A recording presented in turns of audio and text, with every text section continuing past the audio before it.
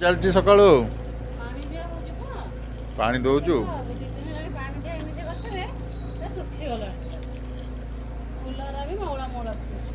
ଖରା ତ ଯେମିତି ହଉଛି।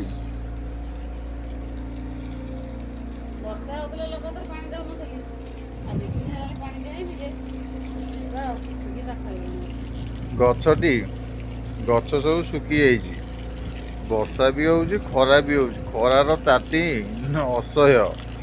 ଗଛ କୁଆଡ଼େ ସହିପାରିବ ନା ମଣିଷ ସହିପାରୁନାହାନ୍ତି ଖରାର ତାତି। ଆଉ ସକାଳୁ ପ୍ରତିଦିନ ଚିହ୍ନିବାର କାମ ପୂଜା କରିବା, ସକାଳୁ ଗଛରେ ପାଣି ଦେବା। ଯେ ସେ ପିଜୁଳି ଗଛରେ ଟିକେ ଭଲି ପାଣି ଦେଲେ ଟିକେ ଭଲି ଫଳ ଫଳିବ।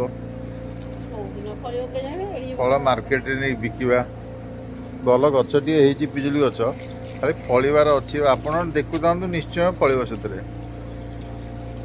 ମିଶିକି ଖାଇବା ଫଳ ହେଲେ। ଆଉ ଏ ଲେମ୍ବୁ ଗଛରେ ଫଳିବ। ସଫାସଫି ହଉନି, ଅସନା ହେଇଗଲା। ସଫାସଫି କରିବା ଆଉ ଖରାଦିନ ହେଇଗଲା, ସଫାସଫି କରିବା। ସଫା କଲେ ପରିଶ୍ରମ ପଡ଼ିବ, କରିବୁ କାହିଁକି?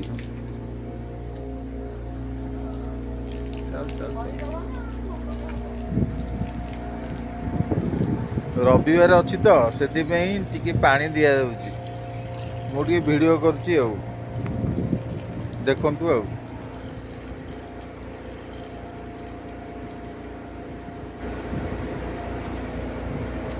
ଇଏ ଟଗର ଗଛଟି, ଆ ଦେହରେ ମାଡ଼ି ଯାଇଛି ଆମର ଅପରାଜିତା ଗଛ।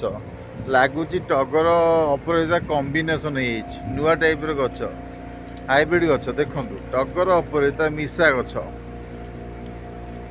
ଏଥିରେ ଟଗର ଗଛରେ ଅପରାଜିତା ବି ଫୁଟିଛି।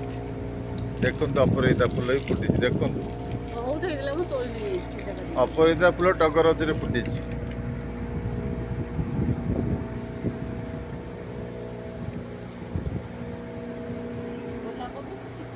ଗୋଲାପୀ ବି ଫୁଟିଛି, ଅବଶ୍ୟ ଶୁଖିଗଲାଣି ମଉଳିଆ ଅବସ୍ଥାରେ। ନୂଆ ଫୁଲ ଆସିବ।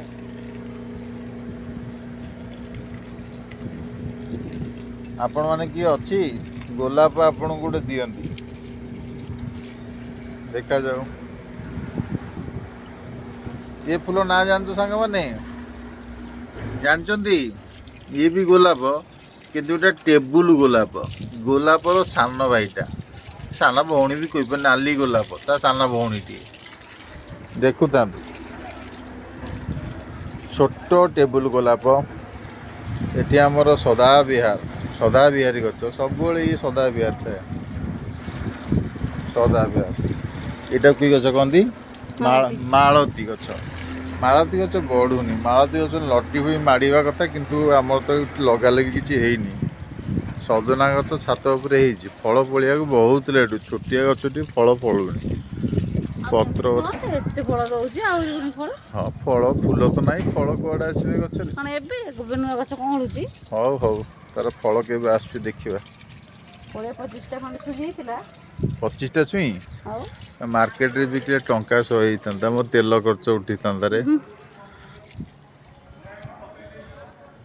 ସେଠି ପାଣି ଦେଇଛି ଅଧିକା ଫଳୁ। ଏବେ ଛୁଇଁ ପଡ଼ିଛି, ଦେଖୁନ।